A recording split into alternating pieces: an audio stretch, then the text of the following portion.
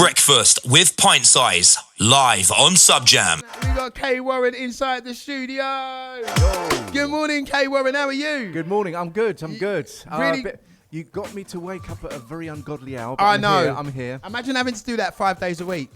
I don't want to imagine it. Yeah, it's hard. Yeah. Getting up at 4:30 in the morning, and I get out of bed every morning in the same way, like, I can't do this anymore. And somehow I kind of find myself here, and then I'm all right. But it is hard work, Once isn't you're it? on your way, it's all right. Yeah. It's just getting up initially, like, oh my God. What time did you leave at this morning? I left about 7:30. Oh, 7:30? Yeah. Oh, okay, that's not probably too bad. late for you. I'll get up at 4:30.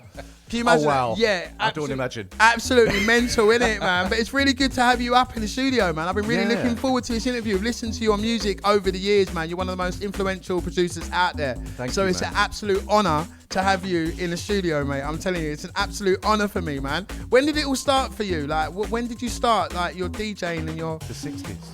I was just kidding. I'm looking at you like, hold on a minute. That's through you. The 60s. The 60s. What? You're not that old. Yeah. No. Oh God. So I guess I guess it had been a hobby for a long time because I was raving to like hardcore before it turned into jungle and all of that. So I was a raver in the early 90s, and I was always making music. I guess just as more of a hobby. I guess. Yeah.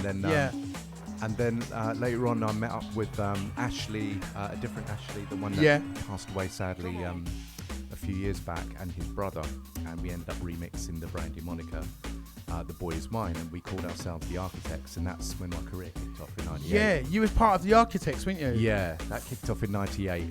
That Brandy and Monica remix was absolutely, it's being played everywhere.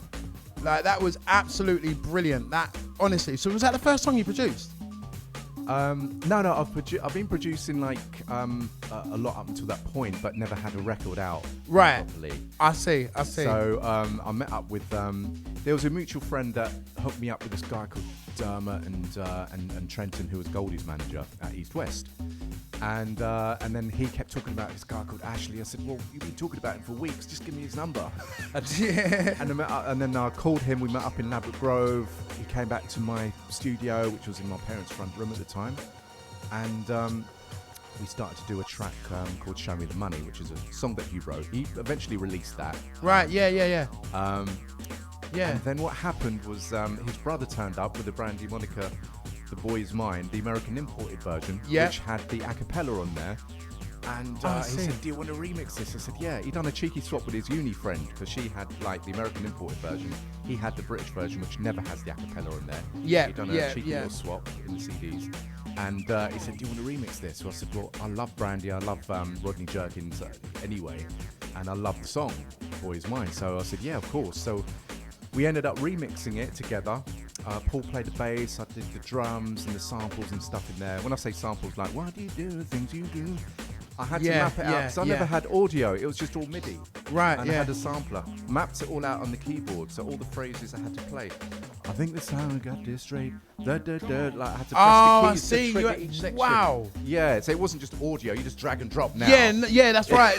Yeah, so you had to play it. Yeah. Oh my God. Played the whole track in on the keyboard. That must have taken ages to do that. Them boys, like the Snake game just came out on the Nokia. Them boys are just I sitting remember there. that. I remember Snakes. My days. It just come out. They were sitting there on the Snake game. I was doing all the donkey work, sampling up all the bits and pieces on the sampler, and I'm turning around. They don't even want to learn how to do it. But anyway, and so I assigned the filter effect to the pitch bend. So so when I came across Why Do You Do the Things, I thought, I kept pressing it. I thought that's quite hooky. So I ended up going, why do you do the things you do? Why do you? Paul's bass line comes in. Wow. Yeah. That must have been hard.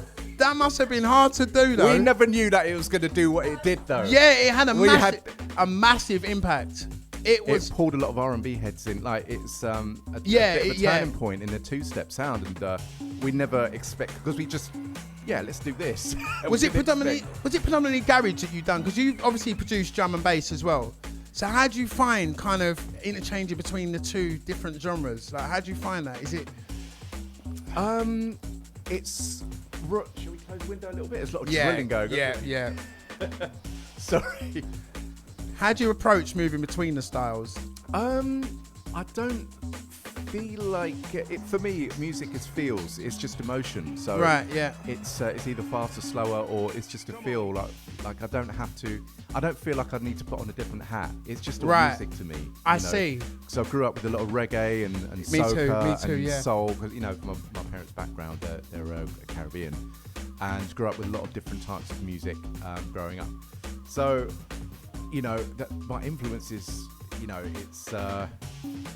it's all over the place, like my music background. But we never played jazz in the house, though. That's the only thing. But I do like jazz-influenced music. Yeah, me too. Actually, when you think about Something in Your Eyes and Call It Fate, for instance, we can talk more about that in a bit. Yeah. I was going through a little bit of a jazzy phase, so I liked the double bass sound, and I was, the ride cymbals and stuff like that. I was messing around with at the time. But I go through little phases, and people say that I've got a sound, and yeah, maybe I have. I'm not sure. I just make what I feel. Yeah, you've definitely got a sound. 100%. You're 100%. Yeah, I mean, I used to rave to your tunes back, and it's crazy that I've got you up for an interview today.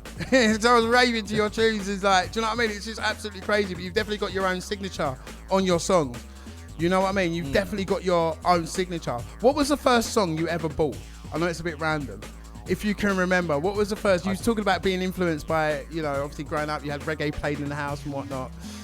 What was the first song you ever bought? I don't remember. Don't you? What about first garage songs? Remember the first garage song you ever bought? No. First one you made? The first one I made was I made like a speed garage track before the two-step scene coming, so I was experimenting with speed garage. Right. But I mean, there's different tunes that I bought when I was a kid. I remember my mum bought me the Michael Jackson Thriller album when I was a kid. I was only 10 at the time. What other music? Yeah, one of my favourite tunes when I was a kid, because we was all into breakdancing and body popping. We was all into that. Right. And the movie Breakdance came out, and there was a song called Ain't No Body by Shaka Khan. Right. That song I loved anyway, but when it got used in that film, it turned into one of my favourites. Right, okay. And, I absolutely love that song. So, had the breakdance soundtrack, and that was very inspirational, because we're all breakers and body poppers when we were kids. Did you do that whole? Did you do that whole body pop breakdancing thing and all that? Did you? Yeah. Do you still do it? Yeah. Well, not so much now. I probably have to have a good old stretch before I do some. Yeah. Have a good old stretch first. Gonna play your The Boy Is Mine, actually. Gonna play that now, actually. Oh, okay. Yeah, actually really looking. Yeah, man. It's memories for me, because I used to go out to Opera House. I don't know if you knew about Opera House. Oh yeah. Did you ever go down there? Yeah, I know. Yeah. Yeah, I went down there a couple of times. Tottenham, innit? Yeah. It's closed down now, unfortunately. That's right. It's a shame, innit? Yeah. Do you know what I mean? A few memories there. Yeah, me too. Yeah. I actually had some good times in Opera House. It does bring back a lot of memories, to be honest with you. But you've obviously got a new tune out now, which is special. Special, yeah. Drum and bass track. Shelley. Yeah, Shelley Nelson. Yeah, that's what I've noticed about it as well. It was drum and bass. Yeah. As well. So you've kind of gone back to doing the drum and bass. What made that collaboration special in itself? No pun. And how did it come together? How did it come together? Well, I've known Shelley for many years, and we've written a few songs on and off for other people. And, right. And we used to team up with Joe Killington, also known as MC Two Ton. Yeah. Oh, yeah. Oh, he's a great singer as well. MC Two Ton. Yeah. I'm good friends with Joe. And I see. And we sit in the studio, we have such a laugh doing it. We jump in and out of accents and doing all. I love working with creatives, because it just allows you to be totally free. Yeah, that's right. And be who you are, and be just relaxed, because some people just might think you're a bit of a nutcase. Yeah, I've had that a few times in my life, mate. If you're like, okay, I don't know these people, I need to be sensible. Yeah. But when they come round, we could just be all silly and but that's when the best stuff comes out, when you're relaxed, and that's when the magic flows. That's right, yeah. But I've known Shelley for a long time, and with the Something in Your Eyes track, I was actually sent her vocals. It was given to the Architects to do, but we just split, so I just ended up doing that myself. I think they ended up doing some other project, but I ended up remixing it, and but I never met her at that point. Right. And I did another remix for Ed Case and Shelley called Find a Way. And but then we eventually met up, and we've written a few bits and pieces together. But it was nice to come together to do something for us to release together. Yeah. Because there's a strong connection with Something in Your Eyes. Something in Your Eyes. What a tune that is, man. I just got sent her vocals. I never heard Ed Case's original Didn't you? music. No, so that music's 100% mine. Wow. They class it as a remix, but it's really a reproduction, really. I see. But, right, I see. In hindsight, we're all experts in hindsight, so I probably would have done a different deal. I would have done some royalties. It's true, though, isn't it? It's true, but that was, again, that is a massive, massive tune as well. So we're going to be playing that this morning as well. You are tuned into Breakfast on a Planet Pintsize. Welcome to the show. If you are just tuning in, we're going to be welcome. This one is The Boy Is Mine, Architects remix, produced by K Warren. Absolutely unbelievable, man. This tune brings back so many memories for me. I'm telling you, it brings back so many memories for me. Got messages saying, "Morning, K Warren, what a legend." What a legend. Who said that? This is from Susie Shoulder. Says, "Morning, Hello, K." Susie. Also, Chaz Anthony says, "A big up, K Warren." Sarah says, "Oh, what a classic" as well. Nice one, Sarah. Nice one, Anthony. Do you say Anthony or Anthony? Hey, this is the thing, isn't it? Really? I think. I think Anthony is more American, isn't it? Yeah, but do you remember The Sopranos? Anthony. Anthony's a more proper way of saying things, though, isn't it? Anthony's a more proper way of saying things, though, isn't it? It depends where you grow up. How it depends on how you pronounce things. Yeah. I'm from East London. What part? Where did you originate from? Shepherd's Bush. Shepherd's Bush. Yeah, and then moved out to Hayes, which is a bit more closer to Hayes Heathrow. Is all right, isn't it? Okay, yeah. It's more closer to Heathrow. So you see the planes really low and stuff like that where you are? Not really. Not that close. Wow. Okay, that's the ice cream man going That's past. the ice cream man, but he doesn't sell ice cream. Oh, okay. It's an ice cream man that doesn't sell ice cream. So what is he advertising? What's that? Well, he sells food and Red Bull. And fair enough. Do you know what I mean? No, I've got one, thanks. Yeah. Do you want to drink? Oh, I'm all right. You all right? No cup of coffee. Right, we're going into our ad breaks in 20 seconds' time. If you do have any questions for K Warren yourself, please do a message in your questions. Make it as personal as possible. As personal. I've got a few questions to ask you. Yes, I've got a few questions to ask you. Now you say that. Right, join us after this. I've asked for it. Join us after the ad break, guys. See you in a second. You're listening to Planet Pintsize Breakfast Show every weekday from 7 a.m. till 10 a.m. only on Subjam. Simply Garage. Simply Garage returns on Saturday the 6th of June, and we're bringing the vibes like never before. Introducing the Champagne Garage Brunch. Taking over Coco's, Stanmore's newest place to be, from 1 p.m. till 9 p.m. Sunshine, champagne, and pure garage energy all day long. Huge lineup on the day to include Romeo,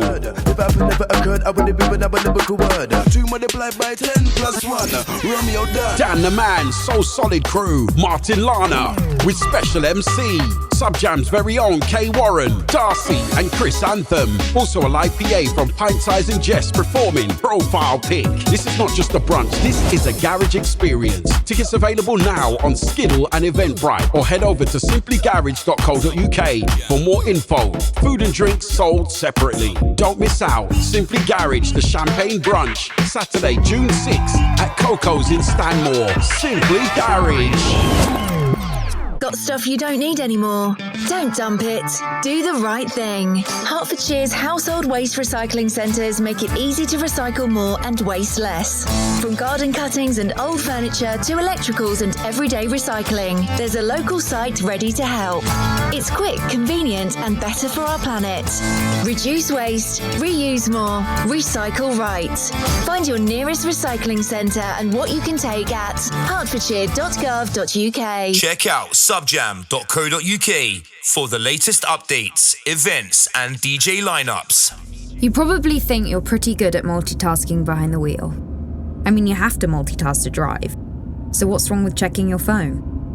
The thing is, your brain simply doesn't work. Even a quick look at a message, or firing off a quick reply, affects your concentration and makes you less able to react to hazards. If you use a mobile phone while driving, you're 4 times more likely to crash. Think. Put your phone away. Get in touch with the Subjam Breakfast Show on 0787 104 1047. That's 0787 104 1047. In the studio with the legend that is K Warren. K Warren, big up, big up, big up. Yo. Big up, big up, big up, man. What would you say? Just carrying on with the interview. I'm more of a legs man, by the way. You're more of a what man? Legs man. Legs man. We was talking about content. Yeah. Just, as long as they're in good proportion. Do you know, you see how short my legs are? My legs are short. Go for women, though. No, just for the records. Just for the records. Hey. Just for the, That's a mad moment in the studio. What do you think of my legs, though, Kay? That is a mad moment in the studio there. Right there. We were talking about Boy George earlier. Yeah, have you had any other mad moments in the studio? Yeah, we was having some mad moments. Yeah, that was a mad moment. That was. A few years ago, I had Boy George in my studio because we was recording something he'd written with my friend Phil Pickett, who wrote Karma Chameleon and some other hits, oh, wow. Some other hits with him. And, yes, his brother was trying to find out if I was, and because Boy George said, "Have you got a girlfriend?" And he just came out with it.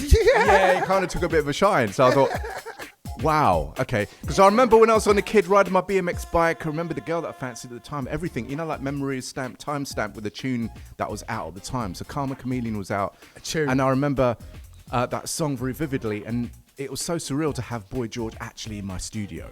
That was a mad moment. And the fact that he was finding out if I was, if I was available for him to date me. Man said available, It's a big dude as well. Like, imagine, I will be like his. I don't know. He would probably be the dominant one if we did date. Because the dude's he's a big dude. The dominant one, he's a big dude though. To be fair, he's tall. Is he? He's proper tall. Yeah, He don't come across as tall. He's really tall, and really? He had his head shaved at the time, bald, and he's got tattoos all over his head. Is he? Does he? He was like, the boy is mine, and I want you coming home. See what I've done there? You see what I've done there? Because there's something in your eyes, and it ain't contact lenses. I think it's time we got this straight. Well, call it fate. Call it fate or what you want. Do you know what I mean? You might try to fight the feeling, but you can't.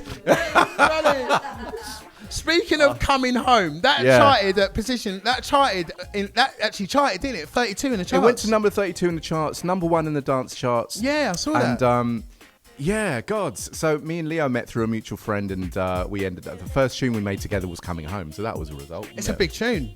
Would you say what's your most popular song? Like, do you know when you're out and you're playing at venues and whatnot? What would you say is your most popular song that gets the best reaction of the crowd? Call It Fate, Something in Your Eyes, and Coming Home. Really, I think those are the top they're the three. big ones, right? In that order, I think I would say. Call It Fate, it's the biggest. Something in Your Eyes, then Call It Fate, then Coming Home. I reckon. I love Call It Fate. I love Coming Home, and I love Something in Your Eyes. Is probably one of my favourite garage tunes. Honestly, it's wicked, man. Absolutely love it. Got a message from Chanel here. Hey, Chanel. Big up K Warren. What a musical legend and a humble guy as well. Oh, thank you. Thank you. You've had 3 songs that have charted though. You've had 3. You had obviously Coming Home. You also had Call It Fate, which went to number 34 in the charts. That's right. Oh, you've done your homework. And Something in Your Eyes, which charted at number 38. Yeah, that was a bit of an unjust position in the charts. I mean, people really love Something in Your Eyes. Incredible though. Yeah, but do you remember that tune by Sonic? Feels So Good. Yeah. It wasn't one of my favourite tracks, but it done really well. It went in at number 38. And then it went big in America. Then they re-released it, and then it went number 1. So chart positions doesn't always determine how people feel a record. It's just it's about timing, how it gets promoted, how exposed it is. Coming Home, for instance, was I don't know. I think it was B-listed on Radio 1, which meant we got a few plays during the week, and Destiny's Child, J-Lo got rinsed. In one day, how many plays it got in one day, we got that barely in a week. Wow. So the difference between being A-listed and B-listed, I tell you, is quite a big difference. It's a lot of musicians, it's a dream to actually chart, and it's not an easy thing to do. I would have loved to have done Top of the Pops, though. I think Top of the Pops. That would have topped Nah, it. That is a throwback. That is a throwback. That would have been nice to kind of put on my... that is a throwback. My resume. Yeah. You got a mad personality, you know. So I was going to ask you, outside of the studio, what is K Warren really like? Here I am. I'm outside my studio. I'm in the next studio. What are you outside of music? But and the studio. In the studio, I'm more myself because when I work with creatives, we're allowed to be silly. You know, it's like, you know, we got a license to be silly, and we go into different accents. Me and Shelley Nelson, MC 2 Ton, Joe Killington. All of these people have had in my studio. Like, we have such a laugh, and I think it's important to have a laugh and be relaxed. Yeah, you're right. I agree. That's when that's when you can really flow, because that's right. Otherwise, if you're really tense and self-conscious and oh my god, are they going to like that snare? Are they going to really criticize my groove? Are they going to like my bit? You know, if you're just like, you know, free and just, you know, then we're able to communicate with each other. Like, bro, let's change up that. Let's try a different verse. What do you think? Yeah. Let's try a different idea. And everyone's relaxed to do that rather than being worried like, oh my God, am I going to really offend them? If we're all having a laugh and we're all friends and in the studio, it's much easier to create. You can be honest as well. Yeah. You can be honest and say that's not good enough. If you're working with someone... Yeah, I'm not feeling that bit. Yeah. Sometimes you feel a bit like, oh my God, because I've had quite a few people pass through, and some people's had platinum records and everything, and you just think to yourself, God, am I allowed to criticize them? They've had so much success. Yeah. You know what I mean? Yeah. But when you're in a jokey mood, someone said, leave the ego outside of the studio and then walk in. Right. And I like that. That's really good advice, because that's when you allow the like magic to flow. Otherwise, you're going to be like, oh my God, I have to prove. I have to. You know, you don't want to be tense in the studio. Yeah. What's inspiring you creatively right now? Like creatively, what would you say is inspiring you? Are there any artists out there that are inspiring you? Or producers, or even DJs, really? I get inspired by a lot of music, soundtracks that I hear from films and series and stuff. When I hear like the strings and stuff, because I'm big into strings and orchestral sounds as well. I'm just inspired by anything that I like, that I hear, and you know, you might jump on a certain playlist and you find tunes that you think, oh my God, this is amazing.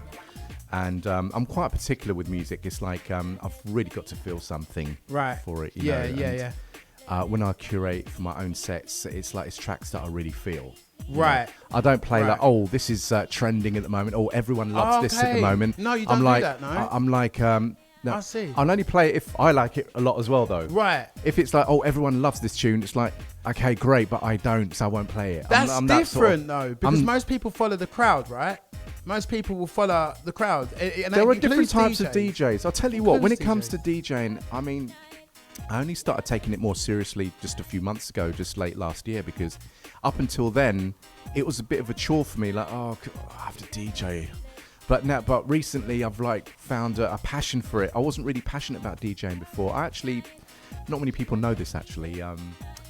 But in the sort of back in the day in the early 90s, I was actually MCing for a little bit.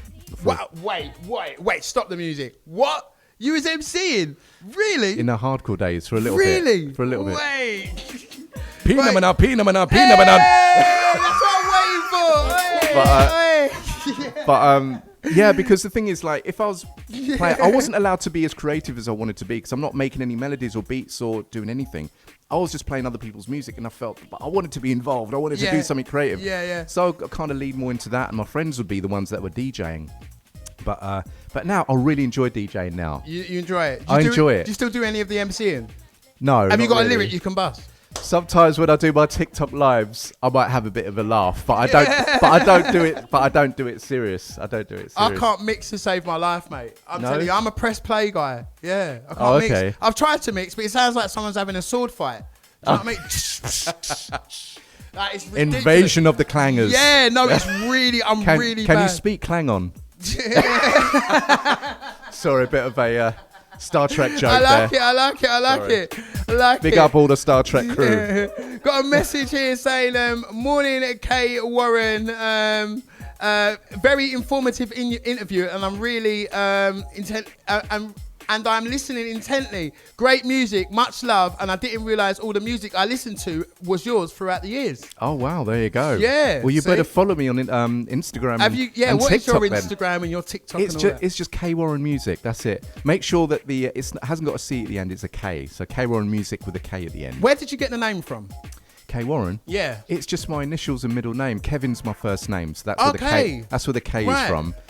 Warren is just my middle name. I see. And Williams is my surname. Okay, Williams. Did you notice the accent there? Yeah, Williams. The Caribbean background. Yeah, I know. I heard it come through. Williams. I want to say good morning to Mark. Very good morning to you. If you guys do have any questions for K Warren yourself, please do message in. What can we expect from you over the next few months? Perspiration.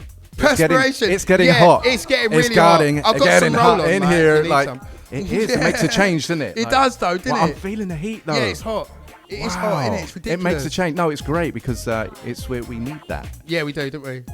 Yeah, It's but been what so can we expect from you over the next? I mean, creatively, there's like a storytelling part of me that's going to be coming out using some AI videos, generated videos. I'm going to stitch together some stories, and tonight I'm actually going to drop a little visualizer that I've done for Special, the track I've done with Shelley Nelson. Saw that. That one that you saw earlier. So the dream world is all about me and my stray cat friend that jumps over. Is this cat real? The cat is real, yeah. So you've got a stray cat friend. This is her. Oh wow! What? She just jumps over your fence? Wait, hold on. Yeah, she jumps into my garden, just sits there and hangs out. And I called her Mystery because I didn't see where she came from. She would just either be there or not there. Mystery. I like that.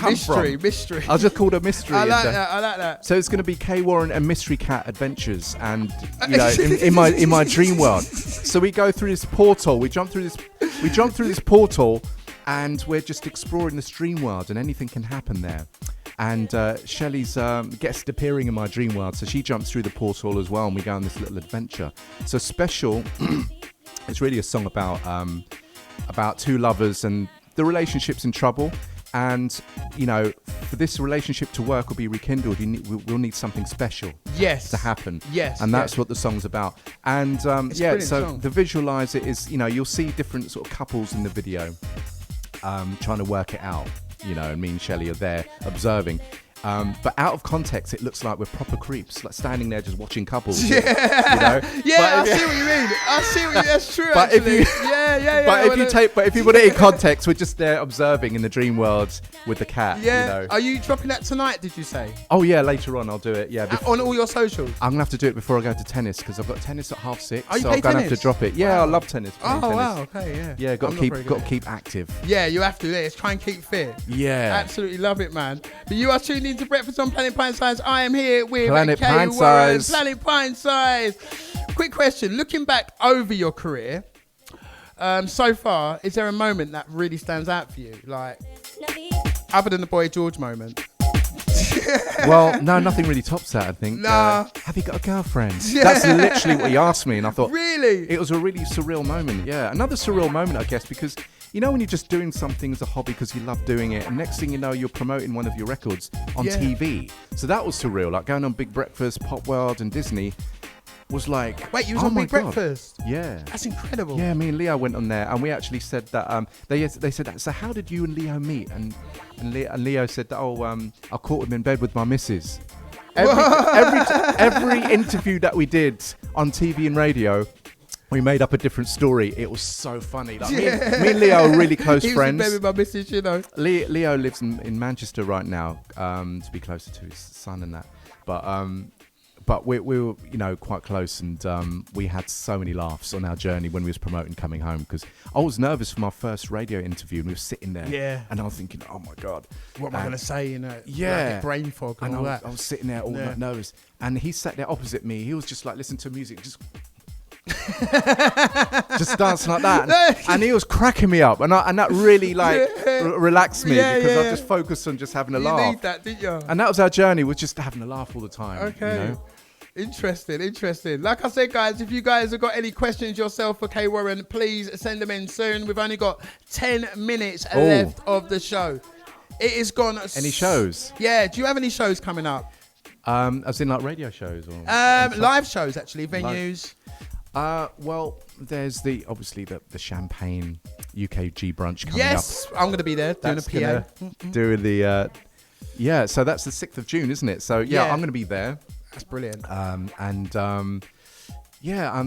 God, when's my next show on Subjam? It's the last Wednesday of the month. So you obviously are on Subjam. You do you do one show a month? One show a month, yes. Right, okay. Yeah. And it's the last Wednesday of every month? That's what it is now, yeah. Right. Hopefully I've got that right. Sorry, Gary. Intrigued, right, yeah. So make sure, guys, you listen last Wednesday of every month. That's quite important information, actually. You can catch K Warren's show last Wednesday of every month. What time is it? I believe, is it 8 o'clock or is it... Is it 8 till 10? Let me find Ava Butchers. Right, keep their messages coming in. Speaking of the Champagne Garage Brunch, that is going to be happening on the Saturday, the 6th of June, down at Coco's in Stanmore. It's going to be an absolutely amazing event, all right? Got a host of names down there, including K Warren as well. Right, got the information about K Warren's show. Right, so 4th Wednesday of the month, 4 p.m. until 6 p.m. That's right, it. 4th Wednesday of the month. Drive time, baby. Drive time. It's a great show. 4 till 6. Wednesday, 4 till 6. Got a message here saying he definitely needs to work with Maisie. Yeah. And me. Don't forget me. I'm going to send you over some stuff. Send me over. You're an amazing producer, man. You more rap. Yeah. Rap. You're singing. She's an amazing singer. Absolutely incredible. Actually, do you know what? Because that's the first time I met you. I saw you there at a Subjam party, wasn't it? Yeah. That Maisie couldn't make it.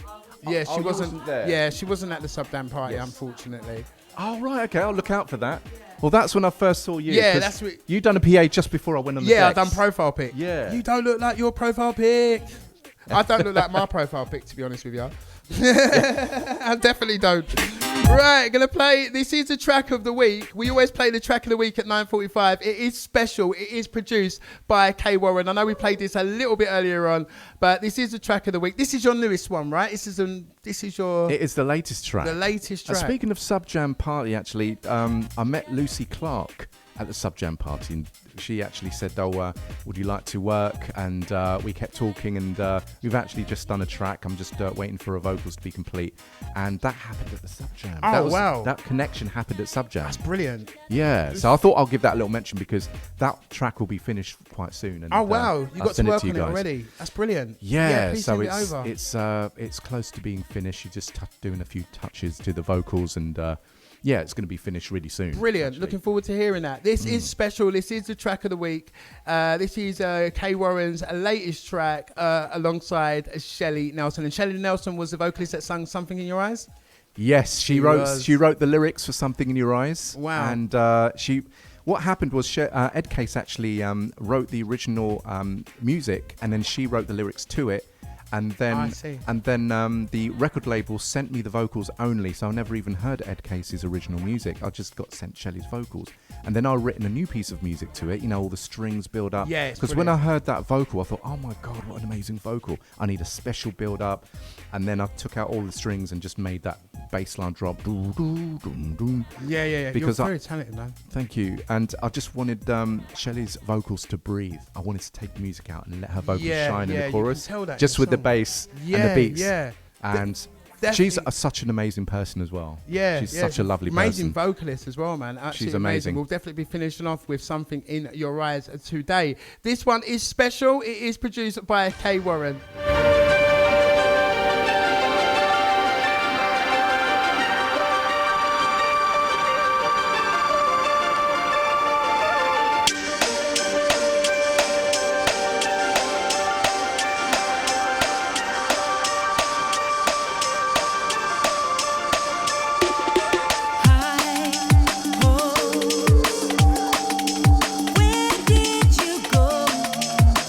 Where did you go?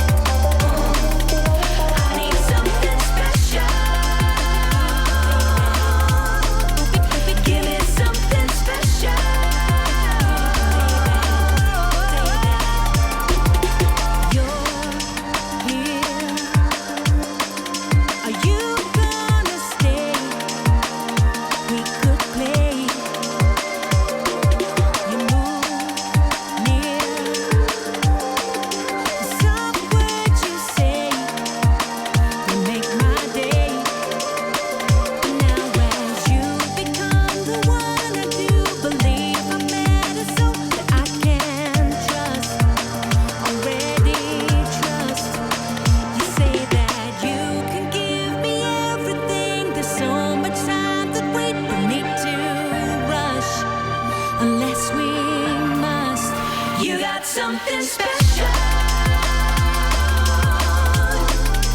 Make me feel so special. You got something special.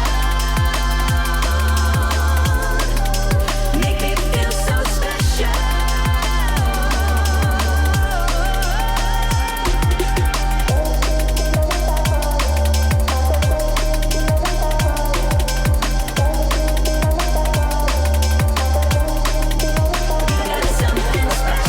Yeah, I heard that. I was That's making, funny. when I was Rap making tracks. my, when I was making my first jungle tunes back in the day, and I was approaching neighbours, I like had rock guitar in it. I've all sorts of different elements. I don't sort of restrict myself, and they said, "Oh, I can't get Groove Rider to play that," but I like it personally. But Yeah. they're in business to sell records, and they think, "Oh, that just won't work." That track is unbelievable, though. I absolutely love that track. Something special. We've only got 2 minutes left of the Oh, show. my God. It's gone so quick, Countdown, guys. countdown, It's gone quick, so quick. Right, a quick question. What's been your most memorable set? Show-wise, so like live PA. Live PA, yeah. Well, I'm going to have to say the O2, which we done a few weeks ago. So I was on stage with Leo and Richie Dan at the O2 for Garage Nation. And that was, do you know, because a few people said, what's it like performing in front of 20,000 people at a venue like that? And it didn't feel real. When I looked at the crowd, they didn't look real. The crowd looked like AI. I thought that doesn't look real, so I wasn't really that nervous because it didn't look real. I thought, oh, okay. You know what I mean? It's just a swarm of people, isn't it? Yeah, it's just a swarm of people, it looked right? really strange because we was there obviously before it got packed out. There was no one there. It was empty, and we was walking around watching.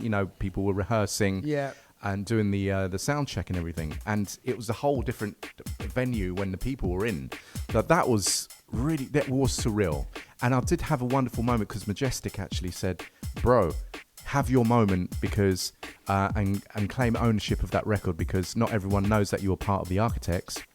And as Majestic's word says, "Nuff man teeth your beat, you know." Really? Nuff man teeth your beat. Nuff man teeth your beat. Yeah, because the brand new moniker, the drums and the drum pattern and all of that was actually a lot of people ripped that off. A lot of people copied that. I see. But it's actually nice that you've actually had that sort of influence. Yeah, people liked it that much that I'm going to do that in my track now. Definitely. Just to ask you, we've got 40 seconds left. Oh my God. How can people find you online? The best way to find me, I'm going to get a new website done, which is going to be kwarren.com. That's going to be the old one. But social media, K Warren Music with a K at the end instead of a C. Social media, K Warren Music. Yeah, that's it. K Warren Music. K Warren Music. It's been absolutely amazing having you up today. Thanks for inviting me. Thank you so much for coming. It's been absolutely brilliant to have you up. It's been good fun. It's an absolute pleasure, man. I'm really looking forward to what you've got coming out and everything. I'm looking forward to seeing you at the Champagne Garage brunch. Yeah, that's going to be good. Get down there. Make sure you guys do get down there. Have yourselves a beautiful day. Be lucky. And if you can't be lucky, for goodness sakes, play safe. See you later, guys. Bye.